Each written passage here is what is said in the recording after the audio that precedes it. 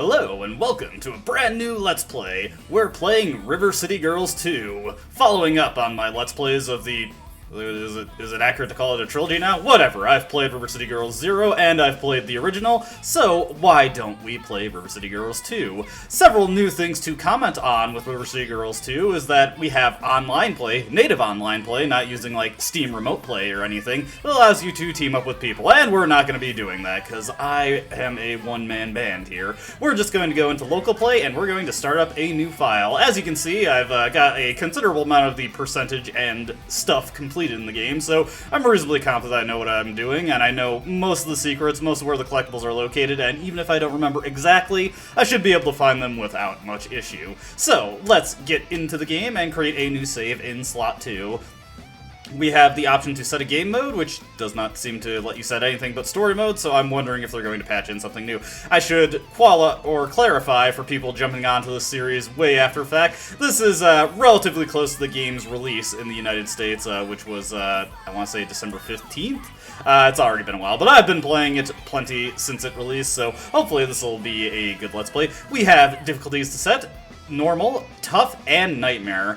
What would a Let's Play from me be if we weren't doing it on the hardest difficulty? Let's see if I can get through this the first area of the game without too many issues. And we can turn friendly fire on and off, which does not affect anything because we are on our own. So let's get story mode started.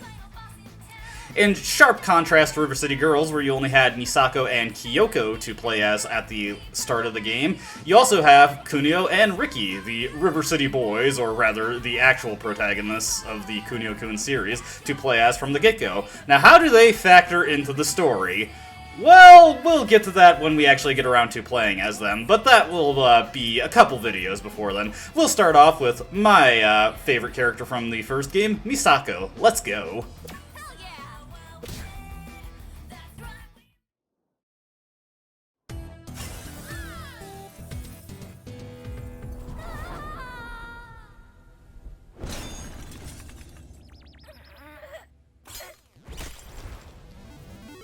Let's go get a burger. I'm starving. So, you guys were here the whole time? Yes, even tough guys need me time. Whatever. You're treating us to lunch now. Hey, we didn't agree to that. Get in, dummy. We've been watching you, sis. You really screwed up this time. Come on, let's go see Pops. I mean, our beloved father. The man who single-handedly built up the San Wakai Empire from nothing decides to put his daughter in charge of things while he does a short stretch in the local pen. The very shortest of incarceration vacations. And what does this daughter do? She gets her ass handed to her by a pair of teenage girls. Oh, and also allows them to take down our entire syndicate in the process. A pair of schoolgirls! I gotta be honest, Sabi, I can't think of anything more embarrassing. I mean, you really blew this one, you know? Obviously, Dad should have left me in charge. I'm sure he sees that now. Sure, you're his blood and all, but sometimes blood don't run so deep.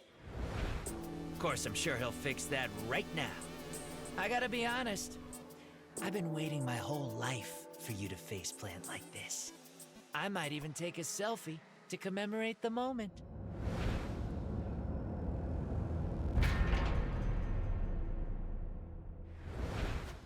Here she is, Pop. Found her in the trash, literally. I mean, she was actually lying in a pile of... Quiet! Yes, sir. You got it, Pops. I hate it when you call me that. Sabuko, daughter, is what your brother says true? Did you bring shame on our family? On our organization? I thought you would be ready. I thought you'd be more reliable than your screw-up brother, Ken. Oh. I was wrong!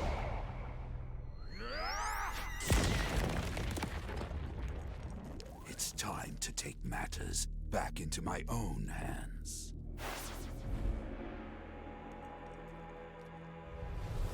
Oh, man, that was epic. I mean, I knew he was gonna embarrass the crap out of you, but that was bad. Ah, crap. I forgot to take a selfie.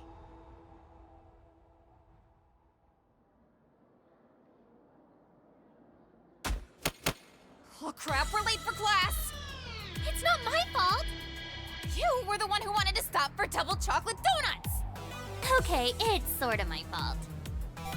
And we are now in the game proper. Despite Kyoko not going to the school, apparently she attends class with Misako, and they're late due to double chocolate donuts. Hey, that's an acceptable reason in my book. Much like the first game, we get annoying tutorials that pop up whenever you try to do anything, this one telling us how to walk. Now, the opening cutscene there seems to follow a mix of the both endings of the first game. It looks like Misako and Kyoko aren't characterized as stalkers of Kunio and Riki in that ending, but they still did defeat Sabuko instead of Hasebe and Mami instead. The other thing is that Ken, who we saw in River City Girls 0, is in this universe also, and seems to be a very different character. But the most important difference is that he is not dead, so yeah, that's kind of interesting. And as we will get further into the game, Misako and Kyoko won't recognize him, but we'll get to that soon enough. Let's actually head into school and get to class.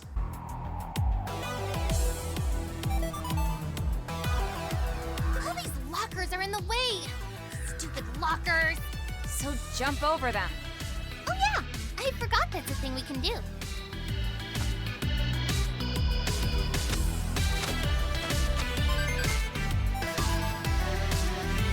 How do we get that book?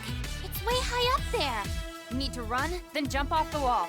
What do I look like, some poor car expert? Are you trying to say parkour? No? As you can see, the game wants you to get that book by doing a wall jump, but I just did a regular jump because the wall jump's actually very finicky, and you don't have to use it too often, but it is required for some secrets in the game. Getting that book is an achievement. If you are playing on the Nintendo Switch version of the game, then you don't get anything for grabbing that book, so you may as well just go past it. I should note that I am playing this on the PC version. If you are able to, I would highly recommend this version of the game, as currently there is a beta patch available for it that allows the game to properly run at 60 frames per second. Due to a coding error, the game does project at 60 frames per second, or is rather as animated as being that way, but the camera of the game runs at 30 frames per second, which means that the console versions of this game run pretty janky right now. There's a lot of drop frames and slowdown. The PC version with the beta patch installed is much better about this, so I'd highly recommend it. This will become less of an issue with time, as they do plan to patch the issue for consoles and make the game run consistently across different platforms. Let's go further into the school. Ew!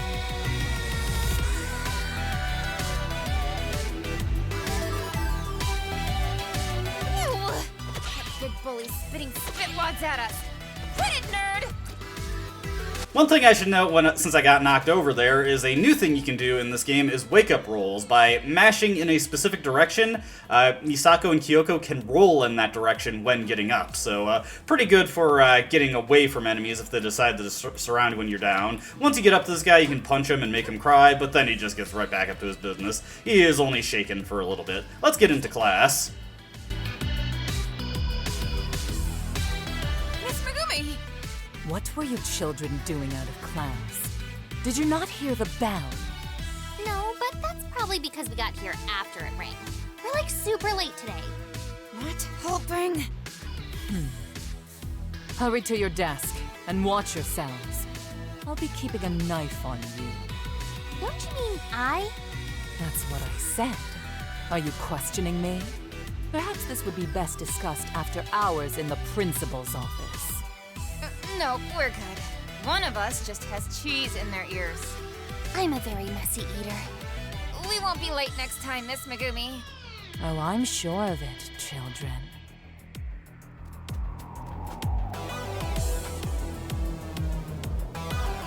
Tardiness won't be tolerated. That's gonna be 1 week detention. What? That's not fair! Who is this guy anyway? Talking back to a teacher. Another week. You can't do that! Yeah, we just wanted donuts. I can do whatever I want, being that my family runs this school now. Well, I don't even know who you are, so take your detention and cram it. They were very delicious donuts. And now you're expelled. Ryuichi, Would you mind showing these students the window? What's with the K-pop crew? Don't you mean show us the door? Nope.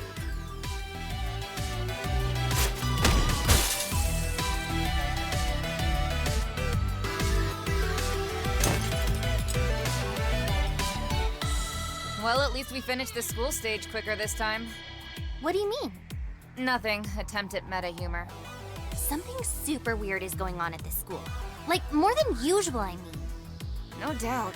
Should we find out what's up? That sounds exhausting. Yeah, I regretted it as soon as I said it.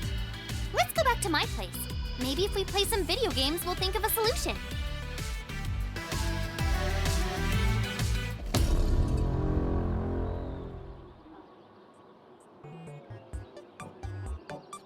Hey kids, how's your video game going?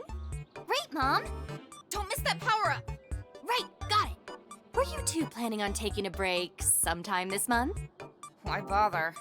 Yeah, those crummy Yakuza took over our school. No point in ever going back there. Well, I did hear a sequel to Vampire Puncher was just released. What? This morning, in fact. That game store at the mall should have a few copies. And here we are still playing the original like a pair of chumps. Yeah, everyone knows that sequels are always better. Let's get to the mall before they sell out. Have fun, kids! Try not to kill anyone. Kyoko's mom, I make no promises. But yes, because Kyoko and Misako have just been playing video games nonstop for 2 months in a row, I can relate, they have lost all their experience, so now we're back to square one. Not quite though. One distinction between your starting loadout in River City Girls 2 compared to the first game is that we actually do start with ground stomp, so when enemies are down, we actually have a method for directly attacking them. Kyoko's mom sends us a text letting us know what our objective is, and if we press the back button, it'll give us where we need to go to progress our objectives. Sadly, Kyoko's mom does not do anything else. Let's go over the phone menu here. Got our items screen. We do not have anything to use. Got our accessories screen. We do not have anything to wear. We got our GPS, which brings up the map. One thing about the map in this game is that the different tiles will have different coloring depending on what you can find in them. If there is anything available to be found, whether it's something that progresses a quest or it's a secret, it will be marked as red on the map. So be mindful of that if you're looking for anything. Over here we got Snapper, which is, basically just a fake Instagram. There will be periodic updates to this that give us concept art and the like. Over here we got Honker, an in-universe social media thing that is meant to be, fake Twitter. Honk, tweet, get it? And this is where our objectives will go. We can find under our exclamation point, this is our outstanding objectives that we still need to work on. We can click on them, and that will allow us to see where on the map we can complete them. And here's our history. This is just where all our completed objectives go.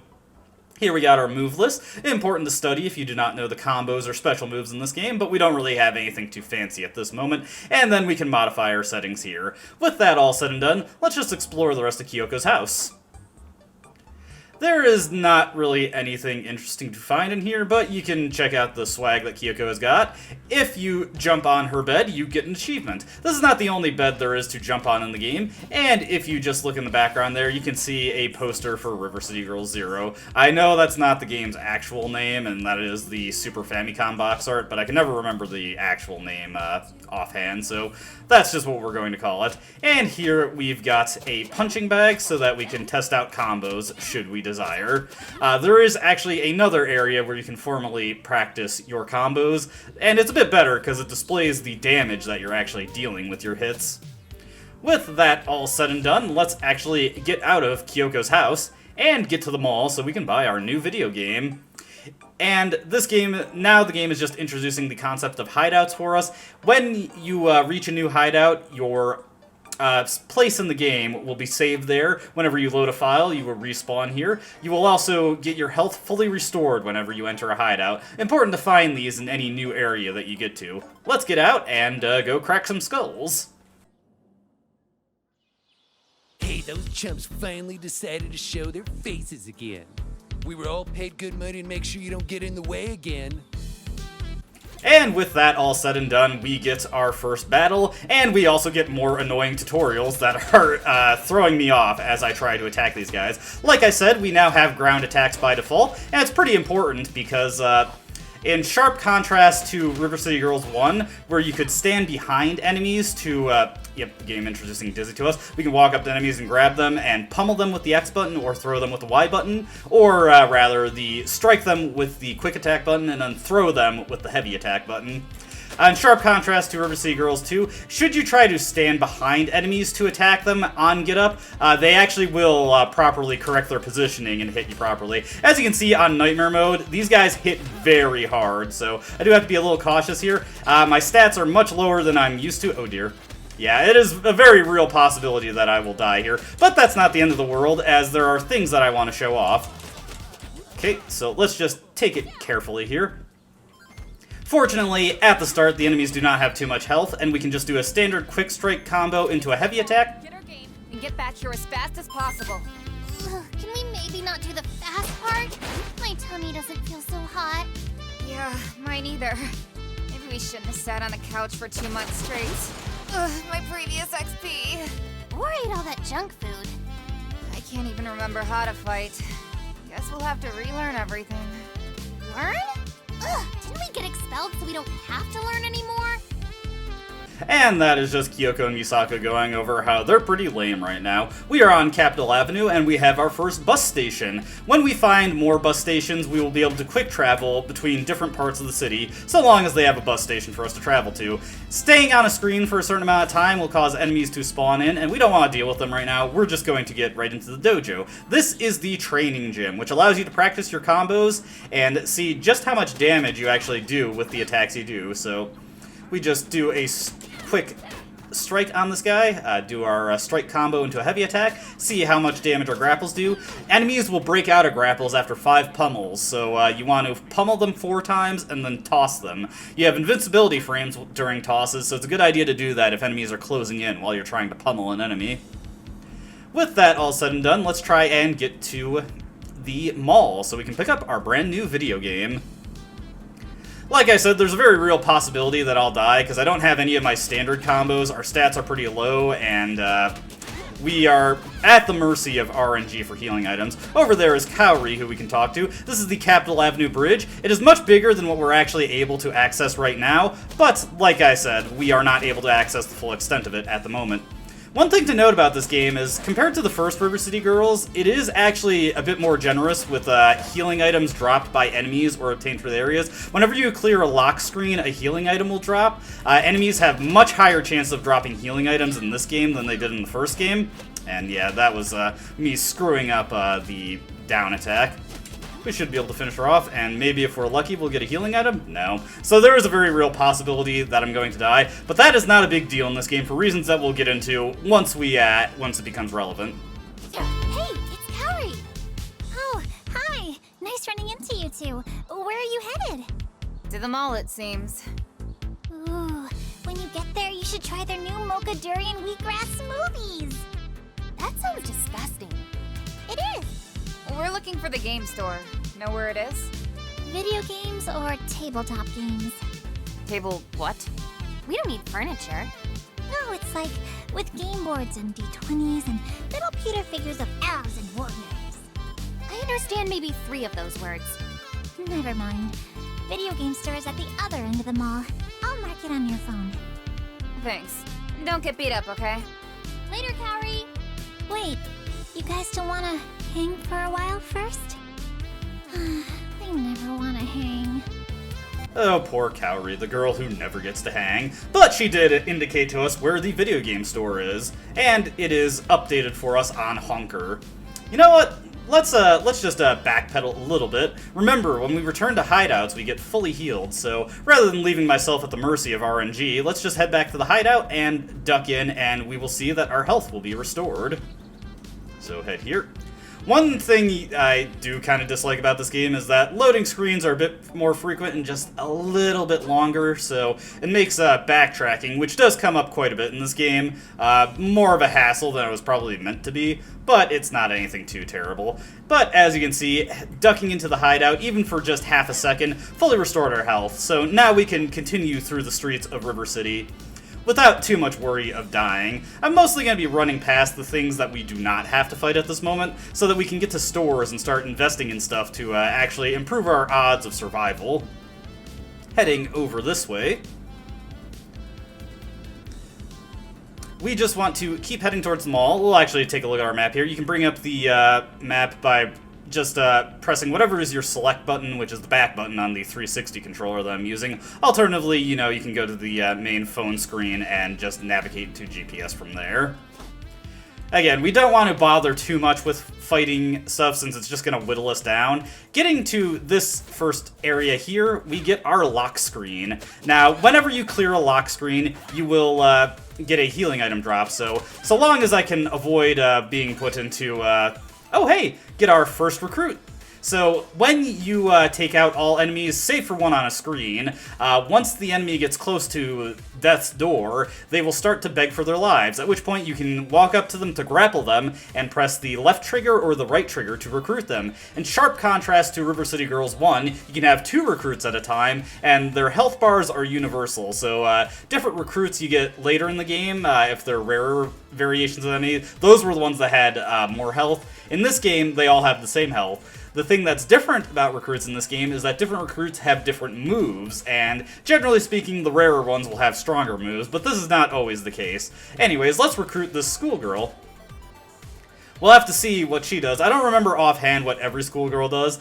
In the first game, the schoolgirls did a sort of hurricane kick that was actually pretty decent. In this game, they have some different moves that they can do, but the hurricane kick is still the best one. I forget if this red-haired girl does that also. Here we've got a new enemy variety. Okay, so the red-haired schoolgirl, she just does a series of kicks, which if we line it up properly, does some pretty good damage. There we go. And got a wall bounce there. Oh. Okay, they're both stunned, so we'll just do a pummel there. Now, to get enemies to recruit, if there's just one enemy left on the screen, what you want to do... Oh, never mind, I got a little over-enthusiastic there. But you just want to do quick punch combos to try and whittle them down. Bit too slow there. Yeah, a lot of our moves at this point in the game have lots of ending lag. That reduces a little bit as we get our agility stat raised, but we still got a little bit to go before we can actually do that. Looks like I took out both of those girls, so still no more recruits. I'm actually impressed that I managed to get through that without taking damage. For clearing that lock screen, we get access to our first store in the game, the Convenience Mart. Hey there, buy something. I plan to, my friend. Now, in sharp contrast to River City Girls, where, well, okay, same as River City Girls 1, when you buy a food item for the first time, with some exceptions, you'll get a permanent boost to your statistics. Unlike River City Girls 1, the game actually deigns to tell you what stat boost you'll get. As you can see underneath the price there, you can see these potato snaps give us +1 AT. That is our attack stat. If you noticed on the item screens, you can see your statistics. They're no longer abbreviated, so you can tell what a stat actually does. The Bacon Rod increases our luck, which I'm actually not too sure what that does, and the Fizzy Fuzz increases our stamina, which is our health. For right now, we just want to take the potato snaps, because every little bit of attack power will help. They'll allow us to kill enemies faster. That Turbo Juice does not give a stat boost, but it is a buffing item, so when you drink it, you will have your agility maxed out for a little bit. Over here, we've got a vending machine. Vending machines were a bit of an understated thing in River City Girls 1. You broke them, and they would give you a healing item, and that would be it. They would be broken forever, so they'd be a one-time heal. In River City Girls 2, vending machines actually do repair after a while, so you can get multiple heals from them when you come back to areas. I'm not exactly sure what the timing is for them being repaired, but let's see. It's like every 5 screens or so, the vending machine might repair it. Alternatively, it might be a timing-based thing where after a certain number of minutes, the vending machine repairs. Since we're good on health, we actually do not need any healing at the moment, so that bowl of chili is just going to stay there. Give me a B, give me a U, give me a Y, give me your money. Okay. Let's see, got a sorbet we can buy here for another point of attack power. Over here, we've got an ice cream cone, which increases our SP. That is your special meter. We do not have any moves at the moment that utilize SP, so that's useless for us. Over here, the sundae will increase our WP. That is your weapon power. That is your power with weapons that you pick up from the street, whether it be stuff like yo-yos, chains, or bigger things like benches. Some weapons in this game can actually be pretty decently useful if you've got enough WP. Others, not so much. In fact, I'd say they weren't particularly great in the first game. Weapons are kind of even worse in this game. They just do a lot less damage than your normal attacks. But we'll get to that when we get to that. One last store on the screen that we can access is the dojo. What up, bro, Seth? Ready to break a leg? I'm more than willing, Jimmy Lee. But that is neither here nor there. Here at the dojo, we can buy new moves, assuming we have the money to buy them, and we are the requisite level to learn them. The most important one to buy at the moment would be the high kick, since that is a combo extender. As you can see, it is noted as a normal attack. That means your normal quick combo. In this game, the game does actually deign to tell you what type of move each move is. The hop knee is a heavy move, so it's mapped to our heavy attack button, or the Y button in this case. Lightning Rider is an aerial move, so it can only be used in the air, and Nutcracker is also another heavy move. No special moves to buy at the moment, well, as far as the game is willing to tell us, but technically Lightning Rider is indeed a special move. It is an aerial special. We'll see that when we can actually buy it. It's also a completely new move for this game, and a pretty strong one at that for Misako. We'll check it out when we actually have the money for it. With that all said and done, we can get on to the next screen. This is not the screen with the mall, but we're getting close there. We're getting close there. Okay, heading up the Maplewood Trail. There is another vending machine on the screen if you need healing, but we're actually in pretty good standing right now.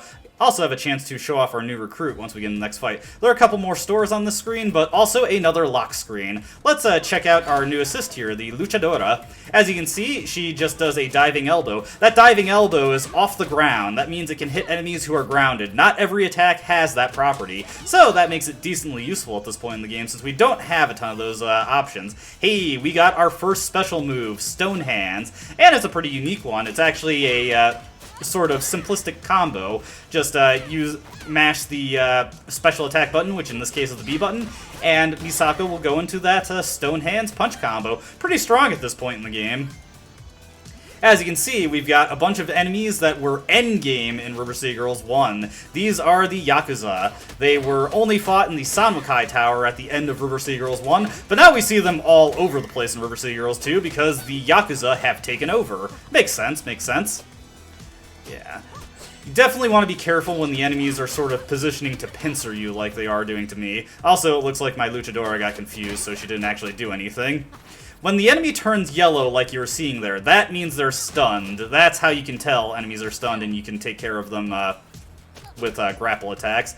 Since this girl is the only one left, let's just do some quick strikes, try and get her to beg for mercy. Now, in the first River City Girls game, you could see on your... Oh, did not mean to pick this up. You could see on your pause menu... Oh, couldn't get mercy out of her. You could see on your pause menu... Hey! You two heading inside the mall? Stranger danger! Chill, dude. What's it to you, Bob? Some Yakuza gang apparently took over all the stores. Even the fashion stores? We're here for a video game, remember? Even the video game store? I guess. Never stopped there, but they got that whole mall locked down. Why are you telling us this? Well, it looked like you two could use some protection. That's a laugh. Yeah, we beat up like everyone in town. Impressive! Well, if you need another pair of fists and you got some cash, drop by anytime. I'll help you clear that whole place of Yakuza scum. We'll keep it in mind. And this guy over here is Paul. He is a character from the video game River City Ransom Underground, an alternative reboot of the Kunio-kun series, which is specifically based on the original River City Ransom game and leans more into an American interpretation of the series. I've never actually been able to play that game because, well, I wishlisted it on Steam, waiting for it to go on sale for so long. I had planned to play it before this game came out, and then it just never did. Since I didn't feel like spending the full amount of money on it, I just didn't ever play it. But this guy is from that game. He is also a new mechanic in this game, Hired Henchmen. These are special recruits that you can only recruit on the screen that they are found on. Paul will always be waiting here in front of the mall, and you can pay him $25 to function as a recruit for you. And he's pretty strong. He launches a very powerful boxing attack. Recruits or hired henchmen are a bit of an understated mechanic since it's not always worth it to travel back to recruit them, but some of them are very good, and a lot of them have off-the-ground attacks that do a ton of damage, so if you're willing to pay for them, and they're not too expensive, particularly once you start getting better amounts of money from side quests and beating up enemies, so it's not too much of an asking price to come back and recruit them, since all of them are worth $25, save for 2 that are special. We'll go over those later, though. So, to recruit Paul. Hey, buddy, you looking for a sparring partner? I'm your guy. You actually have to talk to him once, and then you have the option to hire him. We're going to ignore him for now, since we actually do want to save our money so we can buy additional moves. But I think that is actually where we're going to end this video, since we've had quite a bit to happen. One other thing to remark on with the mall screen is that we've got our first bus stop. This allows us to return to Capitol Avenue, and this allows me to segue into what I was trying to say before Paul interrupted us. In River City Girls 1, you had a recruits menu on your phone screen that could let you see all the different recruits that you got. That is missing from this game. Where is it? Well, let's return to Kyoko's house. And you'll see that the kitchen has our recruits waiting in there. Is that just the recruits that we've gotten so far? No. Every recruit you get in the game will go to a designated room in the different safe houses that you have access to. And you can interact with it and see all the different recruits that you have and get some different profiles on them, see their full character art, and most importantly, and this is a huge contrast from River City Girls 1, you can recruit them freely at the hideout. So long as you've gotten a recruit at least once, you'll be able to pull them out of your hideout whenever. Some of the recruits have pretty good attacks in this game, so this is a very nice feature and much more convenient than River City Girls 1, where you had no choice but to find recruits by just beating them up and hoping they beg for mercy so you could recruit them. So, that's kind of a cool thing. Over here, just some other things to talk about the hideout. You got a radio you can punch.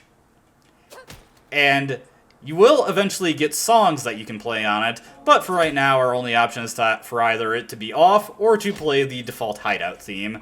One last thing to comment on in the hideout is you've probably noticed that Kyoko, Kunio, and Riki are here. You can freely switch your characters at the hideout without having to return to the game's title screen. Hideout characters will get all the experience and money that you have gotten from side quests in this game, though I'm not sure if they get any leaked experience from defeating enemies.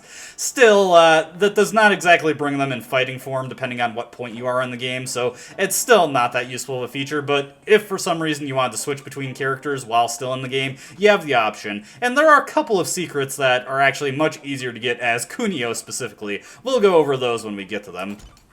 One last thing to comment on in the hideout is you've got storage here. Any items that you've decided to hang on to instead of using immediately, you can throw them into storage once your inventory is capped out. I never use this. I barely buy items to take with me on the road in general. I have never had enough of them that I really wanted to come back and throw things in the storage. The only reason you'd ever use this is to get the storage achievement. There is an achievement for throwing something in the storage.